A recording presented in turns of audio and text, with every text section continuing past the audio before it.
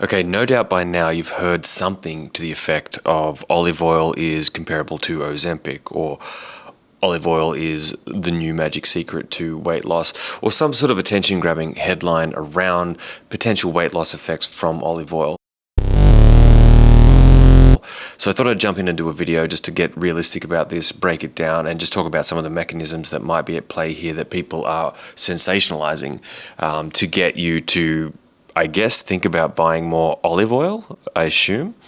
And it always makes me wonder why these things suddenly trend across multiple influencers at once. They seem to do it at the same time in a synchronized way. It just makes me wonder if someone in big olive oil has slipped some people a few bills to talk about some new research and hopefully sell a few more bottles of extra virgin olive oil. And that is what we're talking about today. It appears that all the recommendations coming around these potential benefits are based on extra virgin olive oil. So we'll start with that. A few caveats as well. Most of the influencers that are talking about it are either talking about a very specific high grade extra virgin olive oil that they're suggesting that they've been able to source, or in the case of Dr. Gundry, a type of olive oil that he's actually brought out as a product, some sort of Moroccan high grade extra virgin olive oil. So first things first, if you are looking to maybe explore some of these benefits, then you are looking for extra virgin, and you're looking for definitely not cooking the olive oil or heating it up to its smoke point. You're drizzling it on. But there's a few caveats, and the first thing I think we've got to broach is that the basic law of thermodynamics still applies. So olive oil is high in calories. It's a fat. It's a good fat. It's high in omega-6 fatty acids as well, so it's a good source of that. Typically in the Western diet, we're getting enough omega-6 from all the different oils that are being put in our sauces and in our foods and whatnot. But oftentimes those aren't good quality non-oxidized fats containing the omega-6 fatty acids. So olive oil, avocados, and I guess a few other sources would be considered better sources of omega-6. And more typically we're low in omega-3. So we supplement with that through fish oil or high omega-3 content gel caps, like the ones we stock at our store, to try to get that ratio a bit more balanced. But we're not talking about that today. We're not getting into that omega-3 and 6 debate today. We're just really talking about this olive oil comparison to Ozempic. And I guess I just want you to know that olive oil is already high in a lot of polyphenols and omega-6 fatty acids that are generally good for you. And a good quality fat like extra virgin olive oil that's not cooked is a great source of fat for your body to manufacture hormones and so on. But if you simply start consuming, I think one of the recommendations is something like a liter of olive oil a week, which I just did the math on this, and a few articles have as well, equates to an extra 1,120 calories per day if you target that dose. Then you have to understand you've just consumed a massive amount of calories from a fat source, irrespective of whether that's a good fat source or a bad fat source. And if you consume too many calories versus how many you burn per day, you will put on body fat, regardless of any of the compounds in olive oil that might help with insulin sensitivity and satiation, which we'll get to in a second, or anything otherwise. You will simply get fat if you add that to your already existing amount of calories per day. So first of all, we've got to throw that out. Now, I read somewhere that Dr. Gundry was suggesting a liter of olive oil per week per household or something. I don't know if that's the case. It wasn't specified in the clips I've seen on Instagram, so that needs to be clarified. Otherwise, it's just open up to misinterpretation. And I guess if that was the case, how many people in the household are we talking? Like, why are we being so vague about this stuff? So the way I would see it, if you are looking to use olive oil, which I think is a great fat, you would just be substituting that with your other fat sources. So if you're currently using canola oil to cook with, or you're drizzling canola oil on your salads, or if you are using butter on your sourdough, then theoretically, the suggestion here is to swap it out for olive oil to see if you're getting some of these benefits so that you're not actually changing your macros at all. If anything, it's still best to reduce them if you're looking to reduce body fat, but substitute your main fat source to extra virgin olive oil would probably be the suggestion. But we need to look in to see if that even makes any sense. And also we need to explore, is there any comparison to Ozempic that we should be making here? So I'll clarify some of that now. I've looked into the research and dug around, and I can't find any reason that we should be really comparing it to Ozempic. Ozempic is a GLP-1 agonist. So GLP-1 is naturally made in the body. It's a satiation signaling molecule. It's pretty short-lived, natural GLP-1, lasting only about, 1.5 hours, something like that. Your body naturally releases it when it's full from food. And I suppose where you could consider olive oil a good way to naturally raise GLP-1 is just that any large fat meal raises GLP-1 the highest. The next highest GLP-1 response generating food macro is protein. So high protein and decent amount of fat in a meal is going to keep you satisfied for longer. I think a lot of us already probably knew that just from eating those types of food. And of course, carbohydrates would come last, and we all know that after you consume carbs, sometimes you can have a carb craving, kind of rebounding effect after from things like insulin release, ghrelin production, and so on. So there's a lot of things that go into hunger. And I don't want to get into all of the specifics because it's quite a big rabbit hole unto itself. But I think it's safe to say that, sure, if you're looking to be more satisfied from meals, and even recommendation from researchers seems to agree that olive oil would be a good go-to to try to have more satiation with your meals. But once again, if you're now just adding 25 mil of olive oil to meals that already had fats with them, so it's just on top of your daily dietary intake, then you're just adding more calories, and then it's going to be counterintuitive to any kind of weight loss. So you really would have to be substituting with olive oil as a preferred fat that might keep you satisfied a little bit longer and might raise GLP-1 a little bit more. But that said, grass-fed butter probably raise it about the same. Olive oil might just have some other benefits, which we're going to get into now. And that's because olive oil contains a range of polyphenols that something like grass-fed butter doesn't necessarily. And one of them is called elenolic acid. So elenolic acid shows promise, and it's presumably a little bit higher in extra virgin olive oil, but it's really hard to know how high. We've got no specific studies for the content. All we can say is that from some of the research I've done, it seems like polyphenols like this elenolic acid, there's a study on it showing it has some benefits in a rodent model that seem to be conducive to some fat loss and improvements in insulin sensitivity and satiation. But we've really just got no way of knowing any consistent amount of that in your average extra virgin olive oil bottle. So we don't know.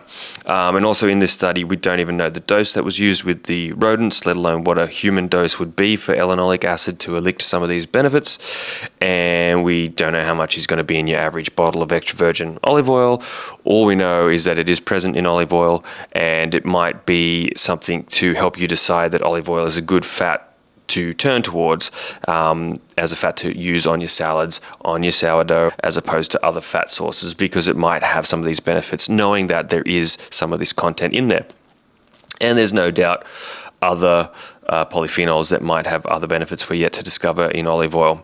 But you just got to remember, calories in and calories out are still going to be a bigger dictator of your body fat levels than the tweaks and nuances that come from supplementing with some of these compounds, even fat burners, which we obviously sell at the store too. But that said, if something can make you feel more satiated for longer, then you're less likely to consume more calories and therefore create a calorie deficit, and then calories in, calories out, we're eating less, and then we're potentially dropping body fat. So I guess I just wanted to say all that to make sure that common sense still prevails, and that no one out there catches wind of some of these little snippets and these clickbait headlines and starts chugging down olive oil thinking that they're going to get leaner. you really can only think about this in terms of maybe substituting it as your go-to fat source over other fat sources. Okay, so all that said, now let's get into the elenolic acid study just quickly. This is a rodent study, and we're just going to explore some of the benefits they found. Now, we don't know the dosage of the elenolic acid they're using, but I can assume that it was a pure extract that they isolated in the laboratory. So it's not going to be the same as the extra virgin olive oil you get at home. This is pure elenolic acid, and it's in rodents, so it doesn't necessarily tell you that it's going to do the same thing in humans. Okay, and so they had one group of diabetic mice, and they had another group that were normal functioning mice, and after just 1 week of the elenolic acid ingestion, the obese mice with diabetes were reported to have a major improvement in metabolic health, and then after 4 to 5 weeks, the diabetic mice experienced a reduction of 10.7% in body fat, or it says in obesity, I assume body fat, and the blood sugar levels and insulin sensitivity of obese mice were also equivalent to those of the healthy mice. So we've had a huge improvement there. Now, they believe that this is acting on a few different pathways. They also feel that it was mechanistically comparable to metformin, and it outperformed metformin in the same time frame. They sort of concluded that elenolic acid is a novel multi-target agent that also acts like insulin to activate AKT phosphorylation in insulin-sensitive tissues and greatly stimulates glucose uptake in human skeletal muscle cells, so it's improving insulin sensitivity. In addition, elenolic acid directly suppresses glucose production in liver cells. Okay, that's fascinating. They're saying here, oral administration of elenolic acid completely reversed diet-induced hyperglycemia, liver weight gain, hepatic steatosis, triglyceride accumulation, and elevated alanine aminotransferase levels in obese mice. It goes on to say EA also exerts potent anti-diabetic and anti-obesity actions in diabetic mice, and its blood glucose lowering effect is comparable to that of liraglutide, which is another diabetic medication. It's not Ozempic or semaglutide, but this is a diabetic medication. So they're comparing it to that as well, but is better than that of metformin in diabetic mice. Okay, so it outperformed metformin. Again, isolated compound. It's not comparable to the olive oil you'll likely get at home, and we don't know the dosing. So it ends with an interesting sentence here. It says, in addition, elenolic acid significantly reduced food intake and promoted weight loss, which are associated with improved circulating levels of peptide YY. It's another hunger suppressing molecule, and GLP-1, and the downregulation of a gouty-related peptide in the hypothalamus. So we're seeing the hunger signaling cascade being somewhat reduced across the board with elenolic acid. So that's one case, very loose case for some of the compounds, one of the compounds in extra virgin olive oil, possibly having a beneficial effect on hunger levels. Now let's just briefly explore what Ozempic is. It's not actually GLP-1. It's a modified version of GLP-1. So when we make comparisons, even with these potential polyphenols in the olive oil, we've got to understand that GLP-1 in the human body is rather short-lived, whereas the modified synthetic version that Ozempic is it's got a long half-life. It's got an extra lipid molecule attached to it to increase its durability. So it's unlikely to get the same sort of drastic effects from Ozempic from any kind of naturally derived or naturally increasing GLP-1 methodology or food.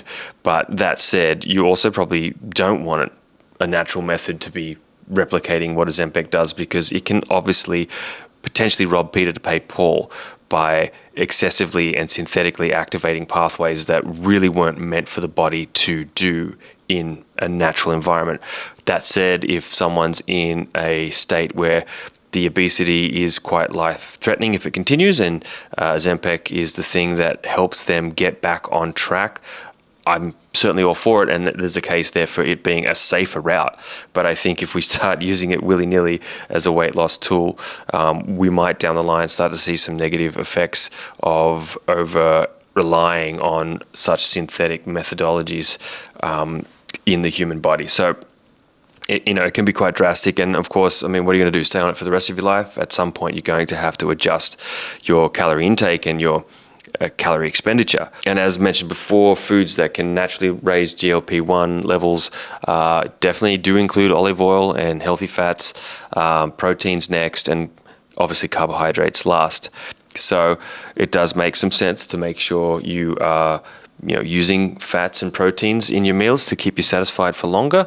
But of course, you want to make sure your calorie intake is balanced with your energy expenditure to make sure you don't put on body fat by consuming too much fats, up to and including olive oil, irrespective of whether it has these beneficial polyphenols that are assisting in weight loss through other mechanisms. That can always be overruled by excessive calorie consumption. There's just no way around that.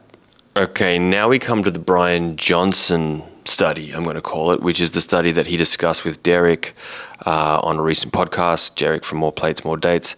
And now this is an interesting study. It's a human study, and this is probably where a lot of this content is now blowing up. And like I said, whoever's in the big olive oil industry is probably somewhere up the chain encourage some of this content to potentially increase olive oil sales. I don't know. But suddenly everyone's talking about it and bringing out their own olive oil products that are extra virgin, super high polyphenol content, nice and fresh. But there's a study, and it's called Consumption of Extra Virgin Olive Oil Improves Body Composition and Blood Pressure in Women with Excess Body Fat, a randomized, double-blinded, placebo-controlled clinical trial. So this is a 41-person trial. I'm assuming they divided that into two groups. I don't have all the specifics here. I've got just the summary, and there's probably 20 in each group. There's usually a dropout or two. And what they've done, it's hard to fully ascertain how this study worked, but what we do know is they fed them the same breakfast, and it says that they were on an energy restricted normal fat diet. So presumably they're all on the same diet. And it was obviously calorie restricted to begin with. It says in brackets minus 2090 kilojoule with 32% from fat. So that's just explaining how much of the fat macro was in there. Now, that would indicate 500 calories. Now, is that 500 calories per day or just per one of the meals per day? Because if so, that's incredibly low. And no wonder we had some fat loss. But what is interesting about this study is they specify that they fed them a high-fat breakfast containing 25 ml of soybean oil or extra virgin olive oil. And so the conclusion was the extra virgin olive oil consumption resulted in reduced body fat and improved blood pressure versus the soybean oil group. And they're concluding that extra virgin olive oil should be considered in calorie restricted diets for obesity treatment. So if what I'm getting from this is correct, it's cool. And it might indicate that olive oil is a superior fat to something like soybean oil. I would definitely say it is. Soybean oil would be a seed oil that I would probably chance a guess is easy to oxidize and therefore easy to increase things like reactive oxygen species in the body and inflammation and so on. And so although the calories may be the same, the knock-on effects are worse. So calorie for calorie, there's more benefit in the olive oil having omega-6 fatty acids, potentially a bunch of polyphenols that aid in fat loss when calories are restricted. As we can see in this study, the calories were, from what I'm gathering, heavily restricted. If they're only eating 500 calories a day, holy shitballs. I would chance a guess that at 9 weeks, you would expect a lot more fat loss than that if that's all they were eating, though. So it begs the question, was the compliance just improved in the olive oil group because there is more satiation from olive oil for some reason? Maybe one of those reasons being linoleic acid being in there, which raises GLP-1, which, yes, maybe you could compare that to Ozempic a little bit, and that satiation led to them not blowing out their calories throughout the 9 weeks as much as the other group eating the soybean oil, which maybe doesn't have these polyphenols like linoleic acid. From what I could research, it's not present in soybean oil. We don't know. So we're not sure what the mechanism is. And even Derek kind of brings this up in his chat with Brian. So I suppose it's safe to say it's a better fat source than soybean oil. It's safe to say that it may satiate people more and have some insulin sensitizing effects. So there might be some knock-on benefits to olive oil. And I've always been a fan of olive oil anyway. If you're going to cook, coconut oil is probably the best because it has the lowest smoke point for oxidization, which you want to avoid. Again, we can get into that another day. But if you're going to use a cold fat on salad dressings, on your sourdough, obviously I like sourdough, I've brought it up like 17 times on this video, then olive oil is going to be a great go-to, and there may be some added benefits in some of the polyphenols in the olive oil. But really, they're the main things I found to go on to see if there was any substance to this new trending story. I think what I'm really concluding from this, and what I'm hoping I am getting across, is that good choice for a fat source doesn't negate the need to control your calories versus your energy expenditure, and certainly doesn't warrant you consuming a litre of olive oil per week. And even if that's per household, I think that's just a ridiculous rule of thumb to go on.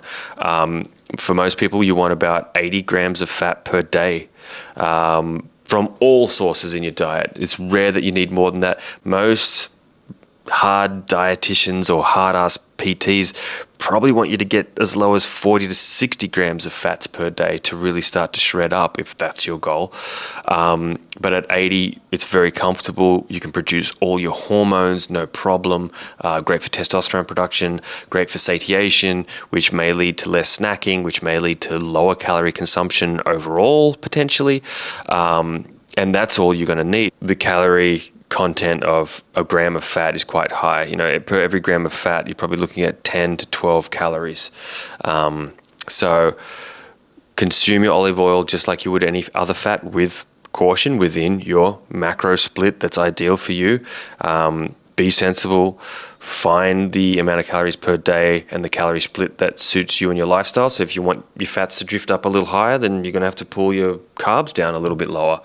And if you like to eat carbs, then you might want to keep your fats a little lower, irrespective of what type of fat that is. And if you can select olive oil as a preference over other fats and it's convenient for you to do so, then sure, grab some extra virgin olive oil. There might be some added benefits in there. It's also just a great tasting product, and I really enjoy it. Good source of omega-6 fatty acids, which help the body in a variety of other ways as well. Nothing wrong with it. Should you be consuming a litre per week? No, that's crazy. And do you now need to consider this the new Ozempic and start having 3 tablespoons a day? Maybe, maybe not. If that's your only fat source, then yeah, 3 tablespoons probably hits around about the right fat macro for the average person. Sure. But if you think this is going to be the next thing to give you rock hard abs just because you started having olive oil, no. All the other principles come into play, and this might be a slightly advantageous fat source for you to incorporate in your diet versus other fat sources. Certainly fried fats, seed oils, other fats that are sort of margarines that are now sort of being known to have deleterious effects on the health of the human body. Yeah, absolutely. Reach for olive oil. It's a good, safe bet. Far safer than a lot of those, at least. Is there much substance to these headlines that are bouncing around? Not really. I can't see a lot of legitimate substance to any of it. We've got a vague rodent study, we've got a weird human study, and we've got a long way to go if we want to find out if there's some isolated compounds in olive oil that we could then maybe later supplement with in a purer form that are safe and effective and could result in some serious improvements in insulin sensitivity and satiation of hunger. Sure, but that seems like it's a ways off. And I think if this was the case, then we would have probably seen some more dramatic studies by now or anecdotal reports. I think it's just a little bit of a headline-grabbing, clickbaity fad that you're going to see for a few weeks to a month or two. It might boost some olive oil sales, but outside of that, I wouldn't consider this something that you should drop everything and pay huge attention to, much like the keto dieting fads, much like some of the other fads that have come and gone. But there could be a case for reaching for some extra virgin olive oil as a good source of fat in your diet, bearing in mind that your total amount of fats consumed per day still need to be sensible.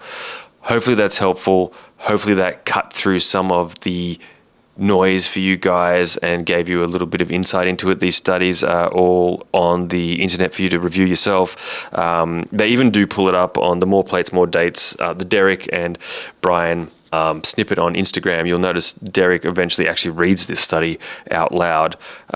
He makes Brian pull it up, and he draws a similar conclusion to, I guess, what I do on the fly.